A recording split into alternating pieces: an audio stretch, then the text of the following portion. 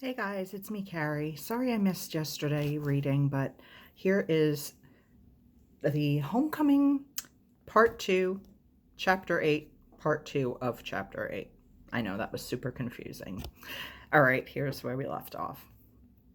None of the children had wanted to stay here. They had all left home one way or another, except the one who had died, maybe.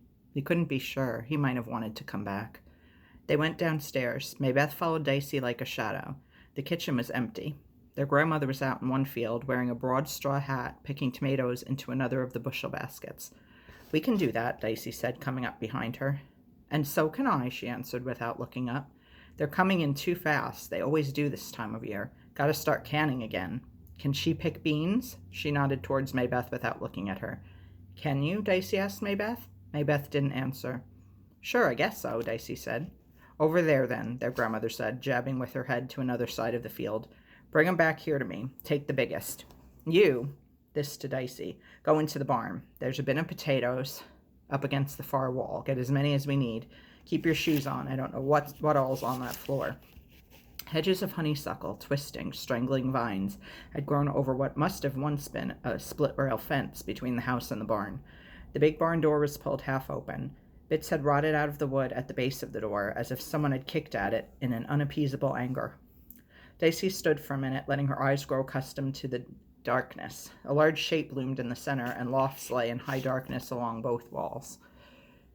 She brushed cobwebs away, waiting until she could see enough to go on. Empty stalls lined one side. The smell of dry hay was in the musty air. The center shape grew smaller as she found her twilight vision. The thing seemed to hover in the air above the packed dirt floor. Something rustled in the lofts. Many things rustled there. Where the boards had fallen away at the sides of the barn, honeysuckle grew in. Dicey stepped into the dim darkness. The first thing to do was to find that shape. Whatever creatures were living in the barn were probably more frightened of her than she would ever be of them, even if they panicked and touched her. Dicey approached the shape. It was something long, slightly curved, and resting in a kind of sawhorse cradle. It was about shoulder height to her, with a flat back. She approached it with her hands behind her back.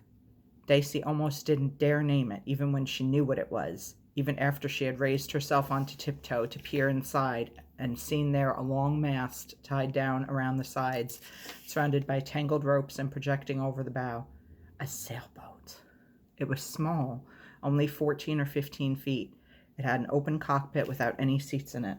It had a slot in the center of the cockpit, beside which rested a long center board. Dicey reached her hand into the cockpit. Cobwebs. She touched the long arm of the tiller resting against the stern. Where were the sails? Would it still float? Whose boat was it? She rushed back to the back of the barn. There 3 large bins had been built. She opened one, and little creatures scurried at the bottom. The lid of the second revealed a mound of potatoes. Dicey put her hand in. The potatoes had begun to sprout. Each eye of the potato she held had knobbly pale growth on it. But when she squeezed it with her hand, it felt firm enough. Dicey took out a dozen potatoes. Of these, she selected the 7 largest.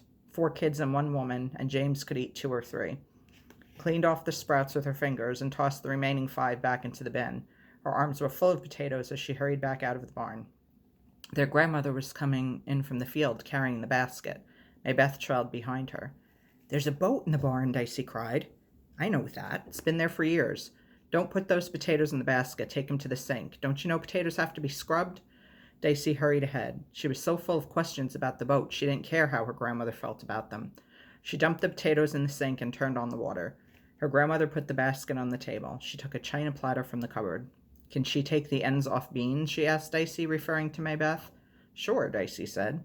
Maybeth stood across the table from her grandmother and snapped the ends off the green beans. She worked carefully, wasting little of the vegetable, making a neat pile of ends on the table before her. It was as if she knew how suspiciously the woman was watching her.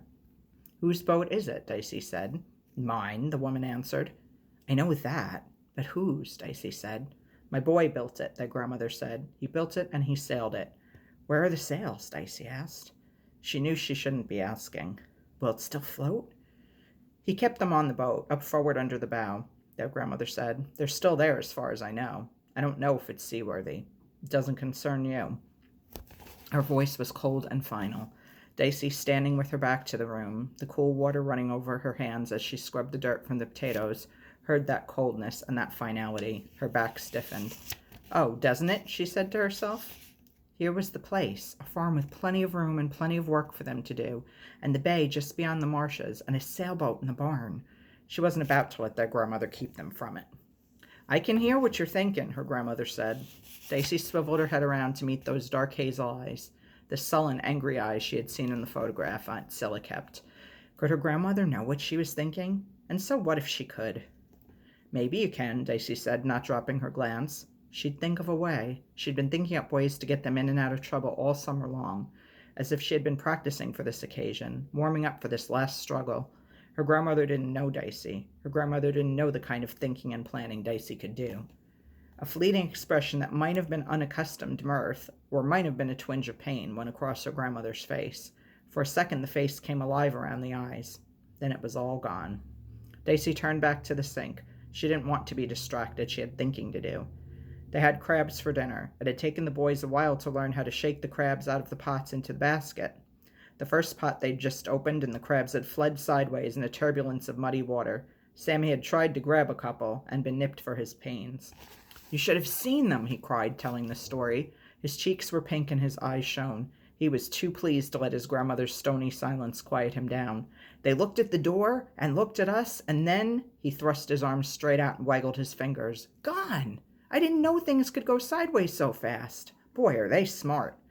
James spoke to their grandmother. "We closed the doors and set the traps back where they were. Is that right?" "Right enough. What did you use for bait?" "I didn't think," James said. "What should we use?" "Fish. You have to catch the fish." "Good-o," Sammy said. "Can I go down after dinner? Do you have any line?" "No point to it," their grandmother said. She was checking the boiling water in a huge pot on the stove. The potatoes were in the oven, the beans in a covered pan, the table set with forks and a platter of sliced tomatoes and glasses of water. "So what?" Daisy answered quickly. "I'll go with you, Sammy. We like fishing," she said defiantly to her grandmother. The woman didn't answer, but instead lifted up the basket and poured the teeming mass of crabs into the water. She slammed the lid down on top of them. You could hear them scrambling around inside the metal pot, scrabbling up to escape the steam. Their grandmother stood with one hand holding the lid down, staring at the children. Maybeth ran out of the room. Daisy felt like following her. She could only imagine how those crabs felt, and she had had that feeling herself at times, but she wasn't going to back down before those eyes. So she stood, and pretty soon there was silence in the pan. She knew they were all dead then. They ate the crabs from a big plate in the middle of the table. They were served individual plates with potato and beans on them. There was no butter for the potatoes, but there was salt. The Tillermans had never eaten crabs before. They learned how to rip the legs off first, then lift back the top shell. Then you broke the crab in half like a turnover and picked out the meat from between the sections of cartilage. Each crab had 2 larger chunks of meat in it and an awful lot of stringy little pieces. It was hard work getting full on the scraps of crab meat. It took a time to get even a mouthful ready once you'd taken out the 2 chunks, but it was a good dinner for talking at, if you wanted to talk. Everybody's hands were busy, and almost nobody's mouth was full. Their grandmother seemed to want to talk, or seemed to want them to talk. She asked questions. "Where's your mother?" she asked. She sent the question out to the middle of the table as if she was asking the platter of crabs. The children looked to Daisy. "Mama's in a mental hospital in Massachusetts," Daisy said. "She doesn't recognize anybody. She doesn't do anything. They don't think she's ever going to get well." "Who don't think?" her grandmother asked. "The doctors," Daisy said. "They don't know," Sammy said. "She might. Isn't that right, Daisy?" Daisy nodded. "So you know better than the doctors," his grandmother said to Sammy. Sammy's jaw went out and he didn't answer. "And you ran away from this silly chit in Bridgeport. You ran away from someone who was willing to take you in and take care of you. Why'd you do that?" They looked to Daisy again. "It wasn't right for us, especially not for Sammy and Maybeth." "Because Maybeth's retarded?" The cruel question lay before them. Daisy looked at Maybeth. Maybe she hadn't understood, but she had. Well, that was good, because if she hadn't understood, that would mean maybe she really was retarded. Maybeth's eyes filled with tears. "She's not," Daisy said. "What is it? Can't she speak for herself? Can't you?" Her grandmother glared at Maybeth. Maybeth sat staring at her lap. "Can't you?" "Yes," Maybeth said softly. Daisy fumed. She felt like throwing her plate at her grandmother. "You keep out of this, girl," her grandmother said. "You, Daisy." Maybeth looked up. Tears rolled out of her eyes, but she stayed at the table. I don't think I am, she said. I don't know just what it means, but if it's such a bad thing to be, why do you want to know? Their grandmother nodded once briskly. She asked another question. You do a lot of running away. Where's your father? He's been gone for years, James said. James's voice was tight. 6 years, longer, since before Sammy. I remember him, their grandmother said. The police in Bridgeport tried to find him and couldn't, Dicey said. He was the kind of man who always sailed close to the wind, their grandmother said. What does that mean? James asked. What do you mean? Do you know him? He used to come around here whenever he was in the area, when his ship was in Baltimore, their grandmother said. What was he like? James asked. Only Dicey remembers him. I don't. What did he look like? Slim, dark-haired. He was a quick, nervous, darting kind of man. Not steady, but lively. The kind who might cheat at cards if luck wasn't running his way. And he'd bet too much, too. That would be his way. She should have come back here when he ran out on her. She didn't want to, Sammy said. How do you know? Their grandmother said. Then before he could answer, she said, What does it matter anyway? Mama matters to me, Sammy said, his chin stubborn. She went off and left you, their grandmother said. She wanted to come back, Sammy said. How do you know that? Their grandmother said. She didn't ask it, she said it. Because she loved me, didn't she, Dicey? Yes, she did. She loved all of us, Dicey said. Humph, their grandmother said, reaching for another crab. The Tillermans had won that battle. Dicey knew it. She knew it as close to her bones as she knew that Mama did always love them. Dicey tried not to grin. It didn't do to grin when there was still the whole war to win. The children washed the dishes while their grandmother watched them and told them where to put things away. When everything was finished and Maybeth had scrubbed the wooden tabletop with mild soap and a stiff brush, Dicey announced that they would like to go down to the dock to fish for crab bait and to swim. Can Sammy swim? Their grandmother asked. We can all swim. We were raised near the ocean, Dicey said. Suit yourself, their grandmother said. At the dock, they took turns fishing and swimming. They stripped down to their underwear and dove into the quiet water. The bay had no waves and no undertows. It was as calm as a swimming pool. You could swim miles in this quiet water. Dicey swam out, away from land, in a slow crawl.